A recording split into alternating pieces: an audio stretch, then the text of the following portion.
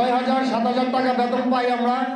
আমার একজন বাচ্চা আছে, আমি আমার বাস্তব অভিজ্ঞতা থেকে বলি, কিছুদিন আগে আমার বাচ্চার একটু সমস্যার কারণে আমি ডাক্তারের কাছে গেলাম। কমফোর্ট হসপিটালে আমি গেলাম তার একটা টেস্টের জন্য। তারা টেস্টের জন্য চাইলো 4,900 টাকা। অত্যন্ত দুঃখজনক ব্যাপার যে 4,900 টাকা আমার পকেটে ছিল না। আজকে এখন পর্যন্ত আমি আমার বাচ্চার ওই টেস্টটা করাইতে পারিনি। আমার বাচ্চার বয়স 4 বছর, তার টেস্টটা আমি এখন পর্যন্ত করাইতে পারি না। আমার কাছে ওই পরিমাণ টাকা নাই। আমি 7,000 টাকা বেতন পাই। আমার মা আছে, ছোট বোন আছে, ছোট ভাই আছে। আমি সংসারের বড় ছেলে। আমার বাবা নয়, আমার একটা দায়িত্ব আছে।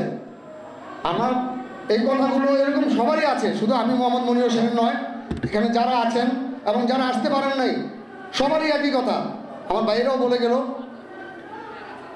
আমি যদি নিজে খাই আমার বাচ্চাকে আমি খাওয়াতে পারি না। আমার বাচ্চাকে খাওয়াতে গেলে আমার বিবিকে আমি খাওয়াতে পারি না। আমার মা অসুস্থ মানুষ, এখন বিছানায় পড়া আছে, অনেক অসুস্থতা, তার যে বিভিন্ন টেস্ট বা ঔষধ, আমার মার ইনসুলিন দিতে হয়, ইনসুলিনটা আমি ঠিকমতো দিতে পারি না। সত্য কথা বলতেছি ভাই আপনাদেরকে, আমি একটা ফোঁটা মিথ্যা কথা বলতেছি না। আমার মায়ের ইনসুলিনটা আমি ঠিকভাবে দিতে পারি না, কারণ আমার কাছে পয়সা নেই। আমি যাবো, আমার ভাই, আমার সহকর্মী ভাই রুহুল, উনি জানে ওই যে সালাম ভাই বসে আছে, প্রায় টাইম ওনাদের কাছে ভাই 1,000 টাকা দেন, বাচ্চার ওষুধ কিনে, আমার মায়ের জন্য একটা ইনসুলিন কিনে, আমার 1,000 টাকা দেন। যখন তাকে দেয়, না থাকে ভাই নাই, তো আমার কাছেও তো নাই। এই অবস্থার মধ্যে আছি ভাই। তো আমাদের এই অবস্থান থেকে যদি আমাদের উত্তরণ হতে হয়, অবশ্যই আমাদেরকে একতাভাবে থাকতে হবে।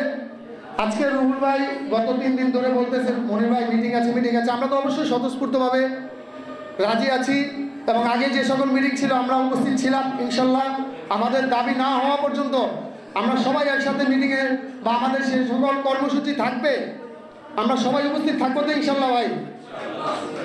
এই আশাবাদ ব্যক্ত করে আমি আমার সংক্ষিপ্ত বক্তব্য শেষ করছি। ধন্যবাদ সবাইকে। আসসালামু আলাইকুম।